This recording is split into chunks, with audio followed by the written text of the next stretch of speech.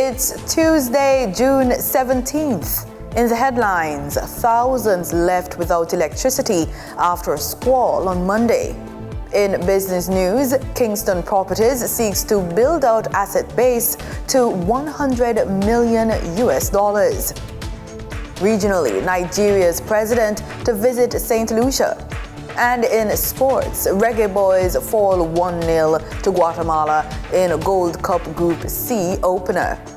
This is the news on PBC Jamaica. I'm Simone Absalom Gale.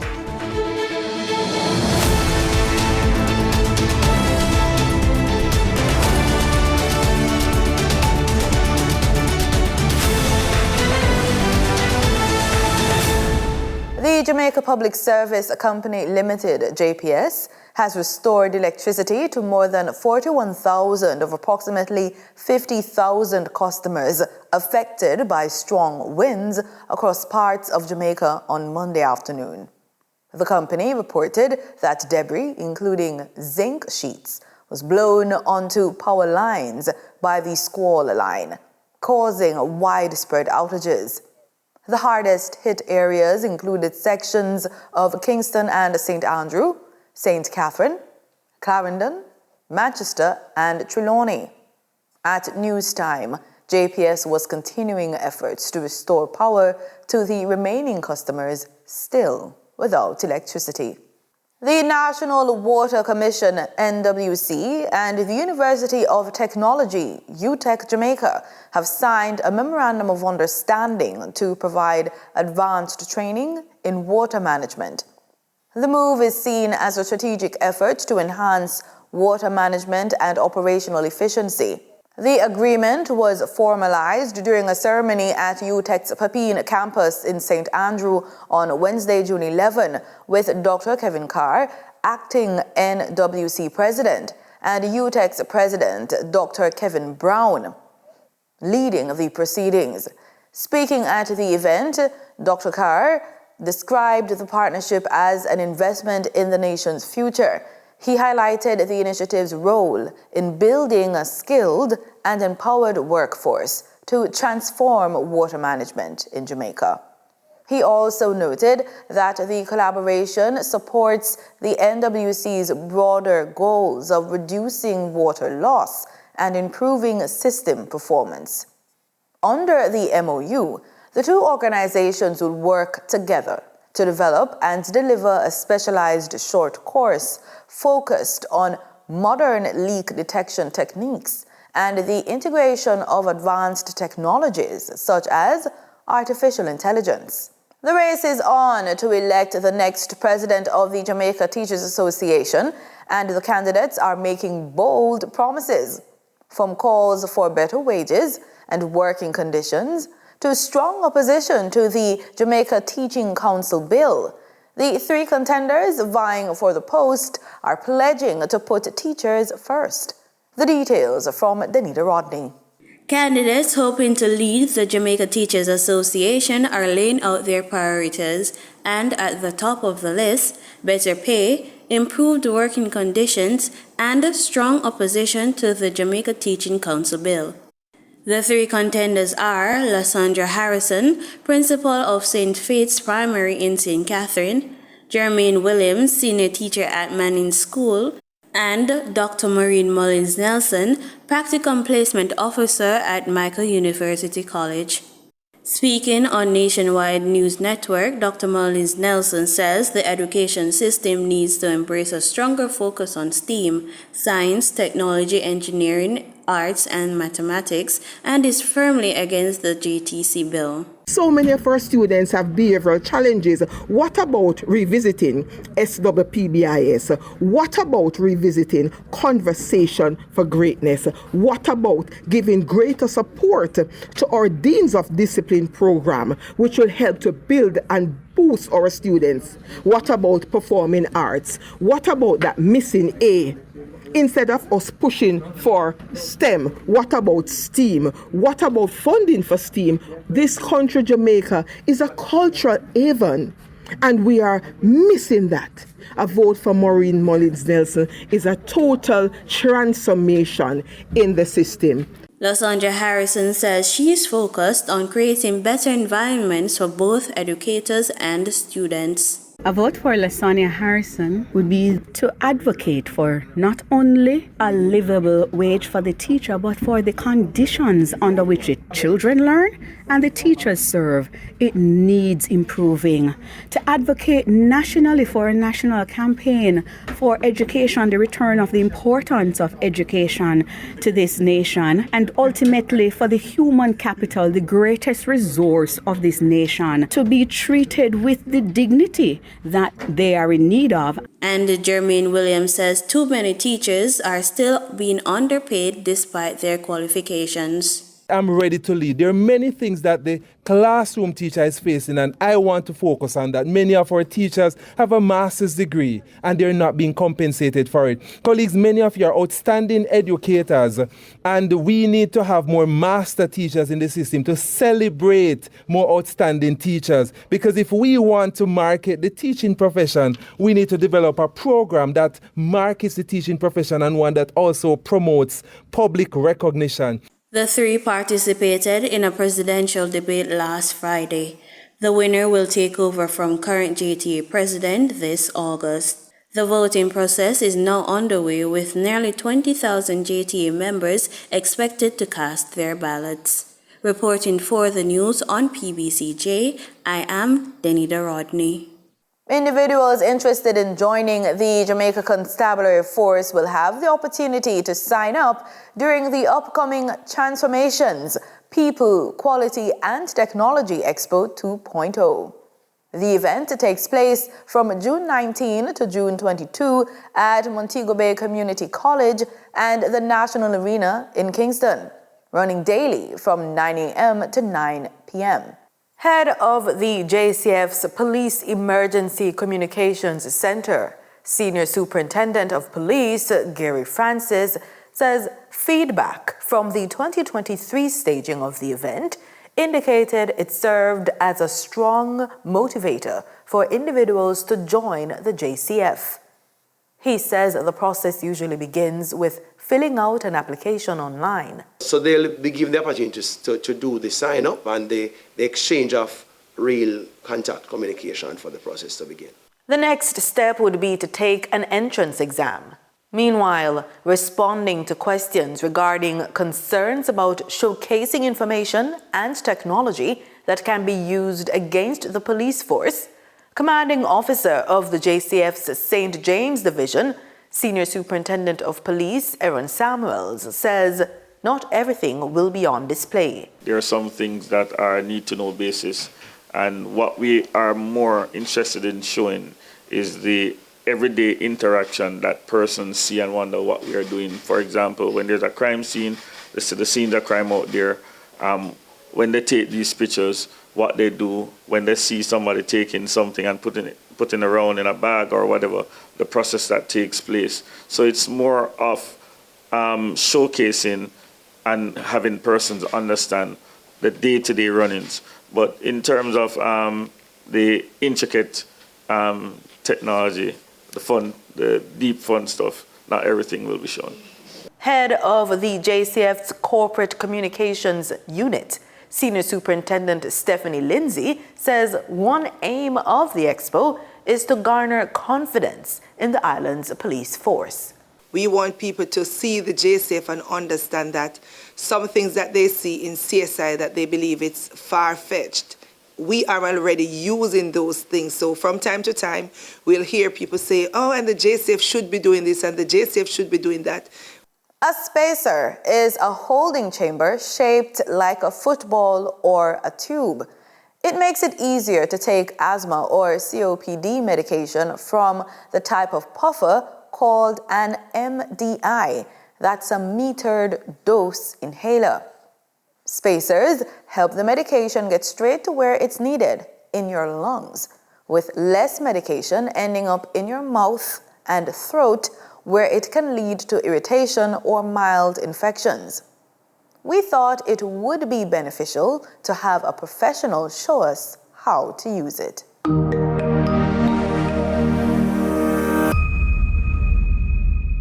My name is Professor Jennifer Knight Madden, and I am a pediatric pulmonologist.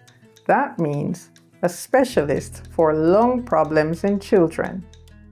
One of the things that I do is to look after children who have asthma. Asthma is a chronic disease of the airways, the tiny tubes inside the lungs. When children have asthma, these tubes are inflamed. They get easily triggered, and that causes cough, wheeze, shortness of breath, and chest tightness.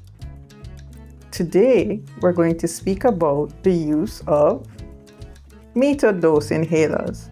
We call them puffs in Jamaica. You would be very familiar with these devices if you have asthma. They can be used to control the asthma so that you don't have any symptoms, or if your symptoms break through, to treat that attack to get you better.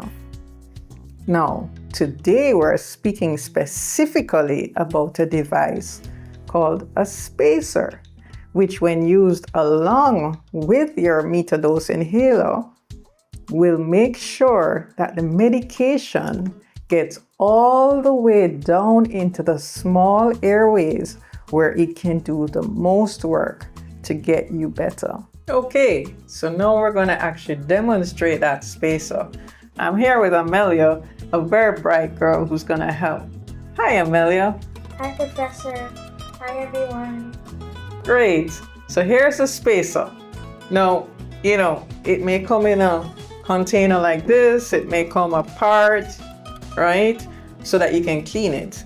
But when you're ready, you're going to put it together and you're all set.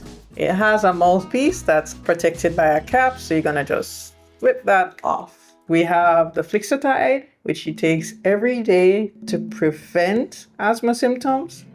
And then there's the Ventolin, which if she's having symptoms now, something has broken through, then she uses her Ventolin. What's the first thing we're going to do when we're going to use our spacer?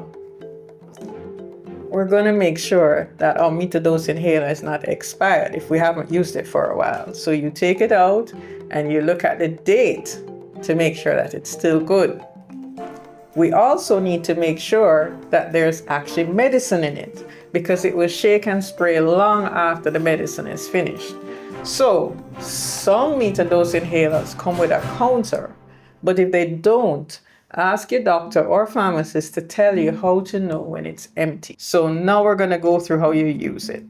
This also has a mouthpiece with a cap, so you have to take it off. Amelia, do you know where this would go? Perfect. Perfect. So now what we're going to do, shake it, insert it. Now remember, you have to sit up straight, have your head up a little, and then when we're putting this in your mouth, you get a nice seal around the mouthpiece.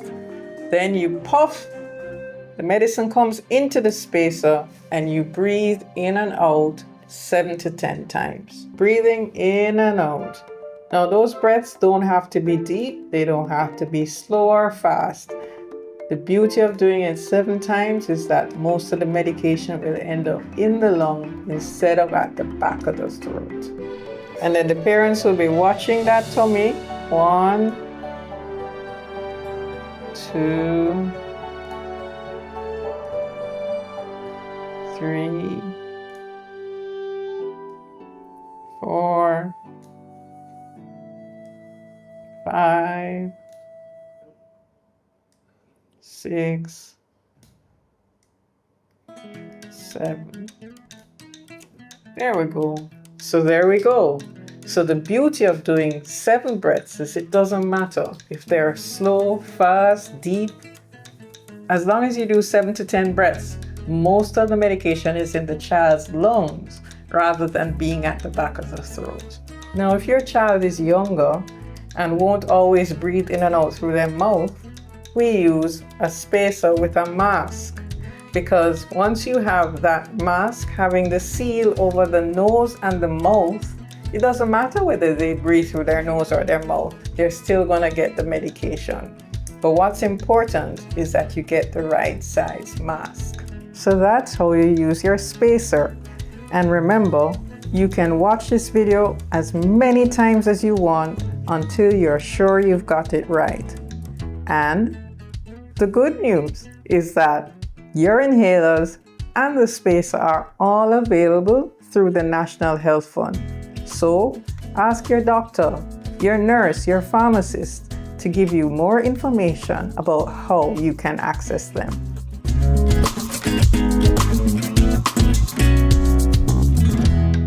Time now for the business report with Denise Williams.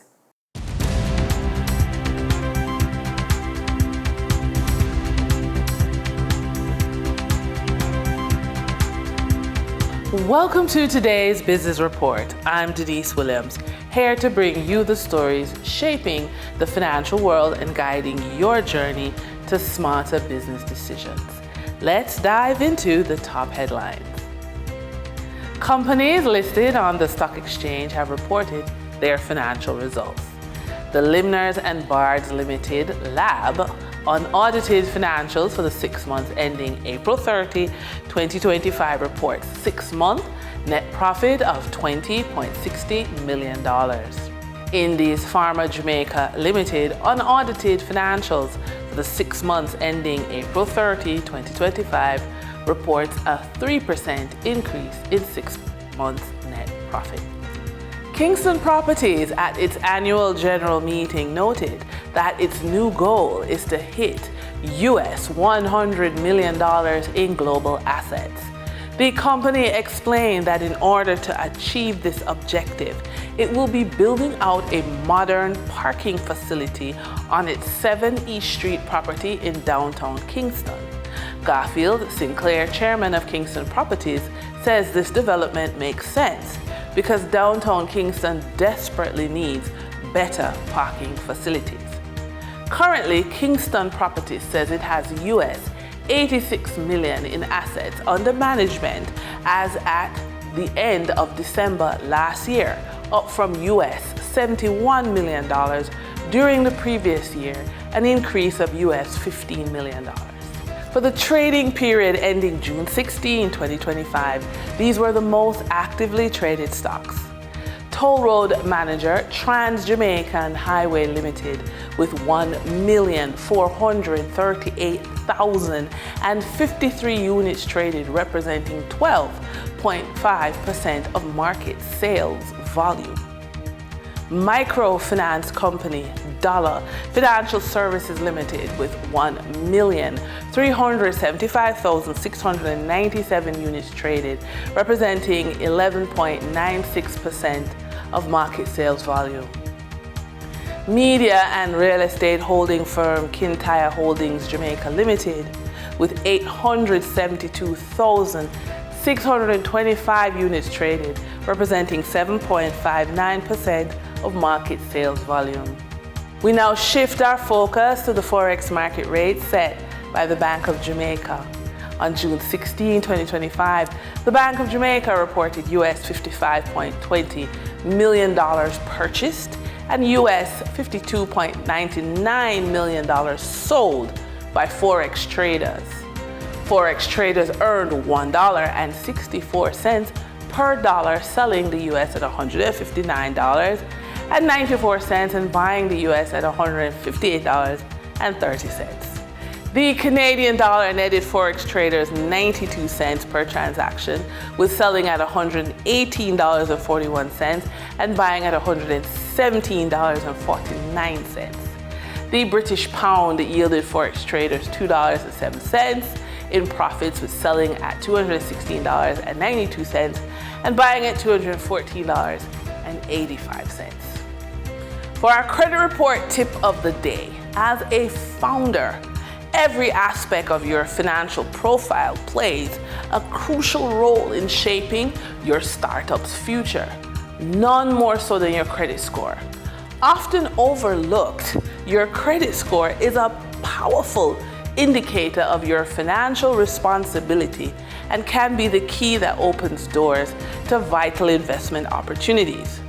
Whether you're seeking angel investors, venture capital, or business loans, a strong credit score sets you apart as a trustworthy and capable leader, ready to turn your vision into reality. Your credit score helps you to secure better loan terms as it qualifies you for lower interest rates and longer repayment periods. Plus, your credit score unlocks higher credit limits. This enables access to larger lines of credit for business needs. And given that running a business is a team sport, in addition to your credit score, a pitching coach will help you craft compelling, concise pitches that resonate with investors and highlight your financial strengths. When you are building something from nothing and you're moving from financial recovery to financial resilience, for many professional women over the age of 45, asking for the right price for your services can feel intimidating, especially if you're rebuilding after a financial setback or navigating a career transition. You may wonder how to balance your expertise with what feels safe and fair, all while honoring your personal and financial well-being. The good news is you can move beyond recovery and step into financial resilience by discovering approaches that nourish both your confidence and your bank account. Here are some ideas. Join women's business groups. Connect with other women entrepreneurs to share experiences, practice pricing conversations, and gain support in a safe space. And then research market rates. Investigate what others in your field are charging. Use this as a benchmark, but don't feel compelled to undercut. Focus on the value you offer. And that wraps up today's business report. I'm Denise Williams, reminding you that every financial decision is a step toward your future. Until next time, stay focused, stay informed, and keep striving for success. See you soon. In regional news, St. Lucia is preparing to host a significant diplomatic event next week with the impending arrival of Nigerian President Bola Ahmed Tinubu. Prime Minister Philip J. Pierre on Monday provided details on the visit, highlighting its historical and strategic importance for strengthening ties between Africa and the Caribbean. President Bola Ahmed Tinubu of the Federal Republic of Nigeria is scheduled to visit St. Lucia from June 28th to July 4th, 2025. 2 of these days, June 30th and July 1st, will constitute an official state visit, with the remaining days designated for personal engagements. Prime Minister Philip J. Pierre, in his capacity as chairman of the OECS Authority, highlighted the profound significance of this diplomatic engagement. As chairman of the OECS Authority, I believe that the visit of the President of Nigeria represents a unique and historic opportunity to deepen the bonds between Africa and the Caribbean. As descendants of a shared heritage, the peoples of our region trace deep links to the African continent, particularly Nigeria. These long-standing cultural and historical connections compel us to continue nurturing and expanding our partnerships with Africa in ways that are meaningful, strategic, and sustainable. The Prime Minister disclosed that heads of government from all OECS member states have been invited to St. Lucia to participate in formal discussions with President Tinubu. The engagement with President Tinubu represents a valuable occasion for heads of government, and I have invited all the heads of government from the OECS countries to visit St. Lucia at the time so we can have a formal engagement with the President of Nigeria. We hope to collectively explore avenues of cooperation in such areas as economic development, education, infrastructure, and diplomatic exchange. Further specific details regarding President Tinubu's itinerary will be released by the Ministry of External Affairs in due course. This visit underscores St. Lucia's proactive approach to strengthening South-South cooperation and leveraging historical ties for future developmental partnerships. Joachim Duplessis, HTS News Force. In Antigua and Barbuda, a major project is being launched to strengthen how government departments write and carry out projects. The 16th tranche of the Development Account, or DA16 project, is a partnership between the Ministry of Foreign Affairs and the United Nations Economic Commission for Latin America and the Caribbean, ECLAC. Jamie J. Roche reports. National development takes center stage at UE5 Islands campus Monday morning. The official launch of the DA16 project is about building the skills that will shape how Antigua and Barbuda tackles the sustainable development goals. From trade to climate action, the region's challenges are many. But what if the answer lies in better planning and sharper execution? That's the focus of this 5-day workshop, designed to level up project design and delivery across the public service. Foreign Affairs Minister, the Honorable E.P. Chet Green, says the time for talk is over. Action and the tools to drive it are now critical. The rubber hits the road this morning. The same way I pressed ECLAC to come, I will press you for implementation of the ideals of this program. And so the first one is that we'll conduct 4 national workshops, focus on critical areas to include proposal writing, cost-benefit analysis, strategic policy planning, and statistical approaches. The DA16 project spans 6 Caribbean nations and is funded under the United Nations 16th tranche of development support.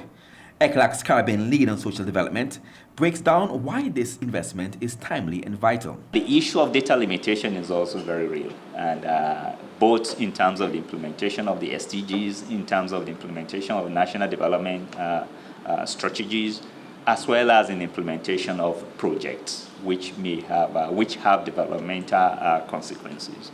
So, capacity limitation, in a broad sense, is the focus of this project. From identifying funders to implementing winning proposals, participants will go hands-on this week, learning the nuts and bolts of project success. Officials say by week's end, participants will walk away equipped to write more compelling project proposals and with a clearer map to get them funded and delivered. Jamie J. O'Shea, ABS News. We headline our sports report with football. Jamaica's Reggae Boys suffered a disappointing 1-0 loss to Guatemala in their CONCACAF Gold Cup Group C opener on Monday at Dignity Health Sports Park in Carson, California. Guatemala, making 9 changes from the team that lost 3-0 to Jamaica in last week's World Cup qualifier in Kingston, secured their first Gold Cup victory over Jamaica and their first win against the Reggae Boys in 13 years. Oscar Santos scored the decisive goal in the first half as Guatemala effectively shut down Jamaica's offense. Goalkeeper Andre Blake kept Jamaica in the game with a crucial save in the 70th minute, stretching fully to his right to tip a diving header for a corner. And that's it for the news on PBCJ. You can follow us on our social media platforms at PBCJamaica. And do remember, we are the People's Station.